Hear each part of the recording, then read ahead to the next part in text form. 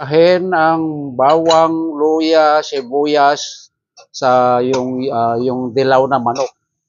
Masarap po yan. Iba ang lasa niyan. Itong ano? Cilantro. At saka cilantro. Ngayon, lalagyan na ng sabaw. Masangkot sa naika nga. Masarap na tinola, isa mo sa sarili mo. Yun. Yan, pwede nang lagyan ng sabaw. Yung sabaw, pinakulong tubig din para walang delay. Kita nyo? Kumukulo na. Sa kumulong tubig.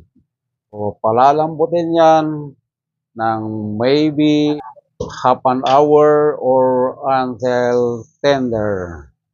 Malambot kasi yan, hindi na yan katulad natin. Ito kasing manok na dilaw, ang estimate nito, mga half an hour or till tender.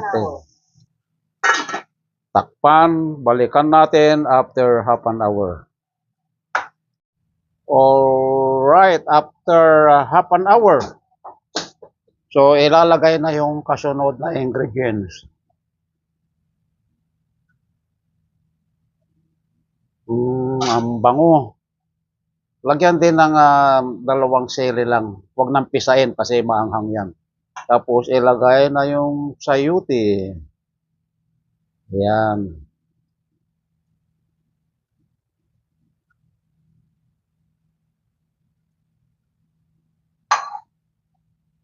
Then takpan muli. Lutuin natin muna yung sayuti bago natin ilagay yung huling ingredient. Maybe 10 minutes. Tapos, ilalagay na yung malunggay leaves, moringa leaves. Dried po yan, galing pa ng Pilipinas, dala namin. So, isang buwan at 10 days na kami rito. So, ayan po, fresh na fresh. Pero binilad po sa araw yan, tuyong-tuyo, noong dumating dito kasi hindi pwedeng dalhin na sariwa. So, ayan, sariwa pa rin tignan. Ganun lang po ang sistema. Kaya kayong mga kababayan ko na umuwi sa Pilipinas, pag napanood nyo ito, sana makatulong sa inyo kung bakit ang itsura niya, akala nyo bagong pitas. Kaya gawin nyo yan mga kababayan ko, mga kapatid. Pag umuwi kayo ng Pilipinas, mag-dry kayo ng moringa leaves para makatipid din tayo kasi ang mahal-mahal dito ng malunggay. Bibili ka ng frozen leaves dito o kaya yung sariwa may mabibili din pero pag summer yung mga apat na big case $7, $6.